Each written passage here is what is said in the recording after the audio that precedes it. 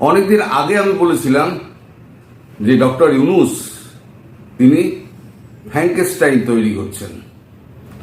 এই ফ্র্যাঙ্কেনস্টাইন একদিন তার সৃষ্টিকর্তা ইউনূসকে গিলে খাবে।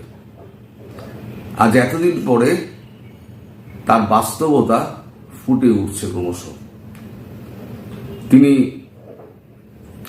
একটা এমন সুযোগ পেয়েছিলেন যেটাকে উনি কাজে লাগিয়ে পৃথিবীতে একটা নাম করা একটা মানুষ হয়ে উঠতে পারতেন, কিন্তু ডিপ স্টেটের কথা শুনে তাদের আজ্ঞাবহ হয়ে তিনি নিজের দেশটাকে যে অবস্থায় উনি ফেললেন, তাতে কি হলো?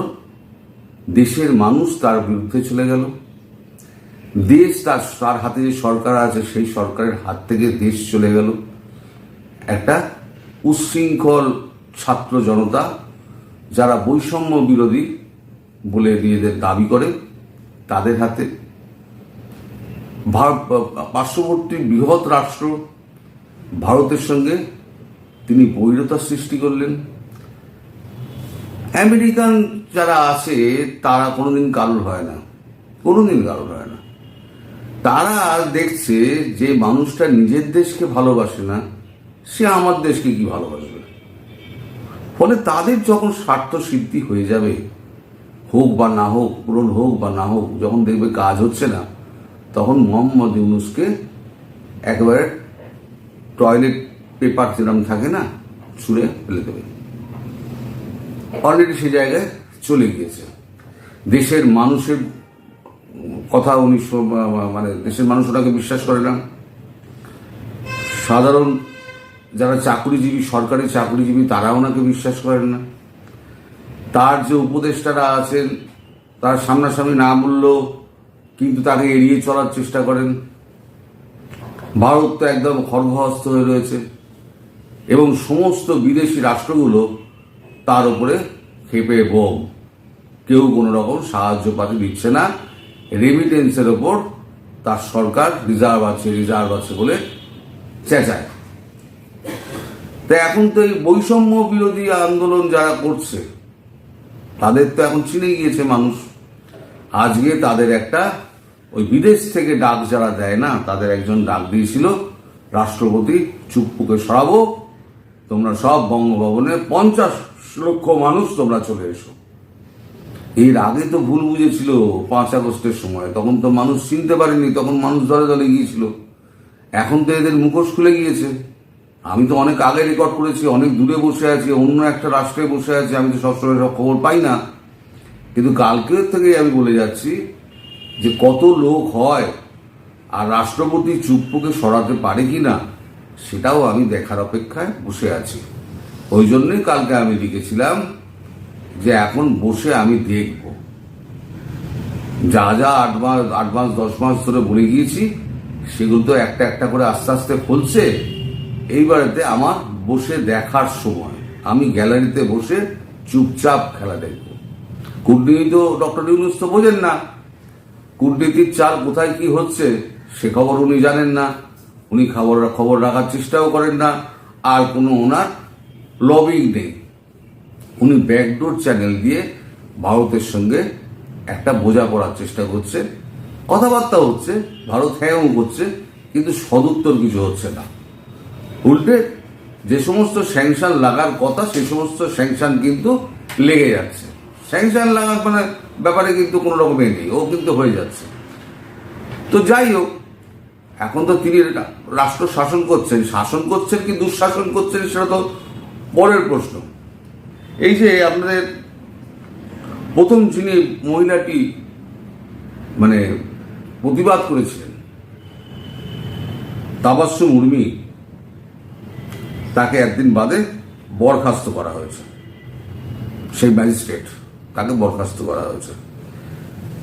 দেশটা কোথায় নিয়ে যাচ্ছে? সত্যি কথা বললে পরে, সত্যি কাজ করলে পরে তার উপরে খড়গ নেমে আসবে। যেমন ধরুন গতকালকে, পরশুদিন না তার আগের দিন, ওই পটিয়া থানা, তার ওসির যে কার্যকলাপ, এই যদি সরকার যদি এটা মেনে নিত তাহলে কিন্তু পুলিশ মনোবল ফিরে পেত।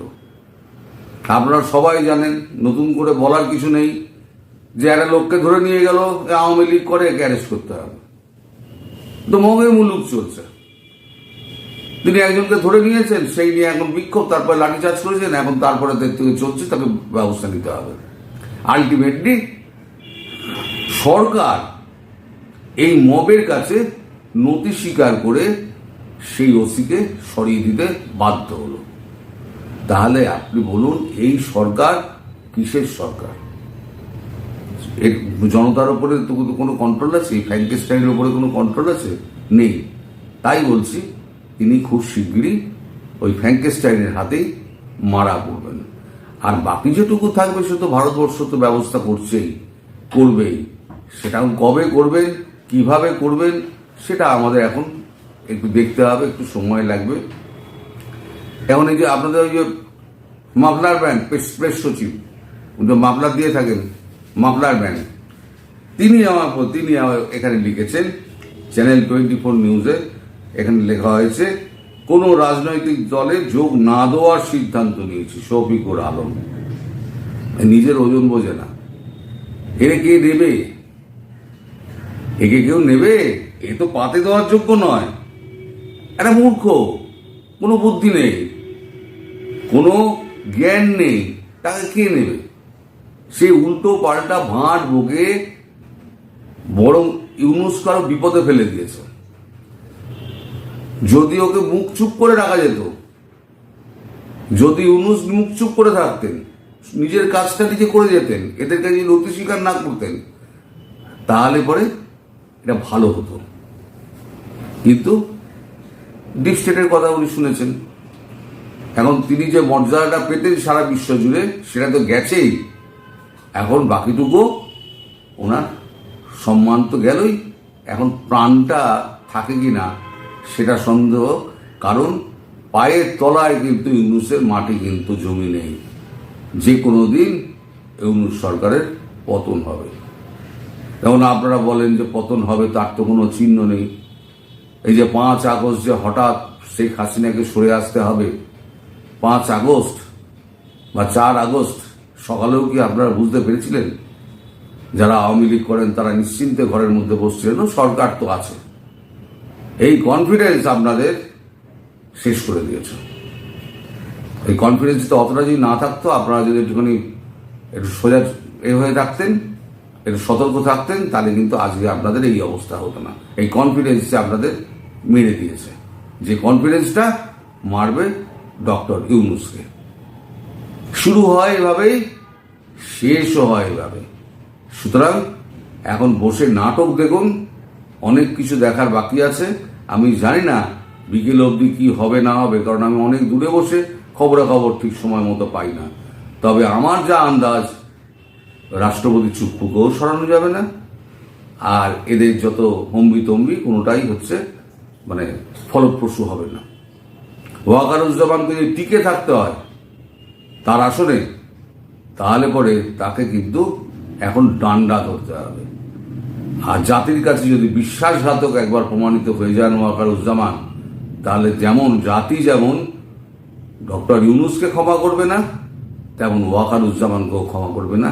এটা আপনারা লিখে রেখে দেবেন। এবং ইতিহাসের পাতাতেও একজন খলনায়ক হিসেবে, দুজন খলনায়ক হিসেবে নাম থাকবে। এক হচ্ছে ডক্টর ইউনুস, আর এক হচ্ছে ওয়াকারুজ্জামান। এখন দেখা যাক কতটা আমার এই ভবিষ্যৎবাণী ফলপ্রসূ হয়। সবাই ভালো থাকবেন, সুস্থ থাকবেন এবং সাবধানে থাকবেন। নমস্কার।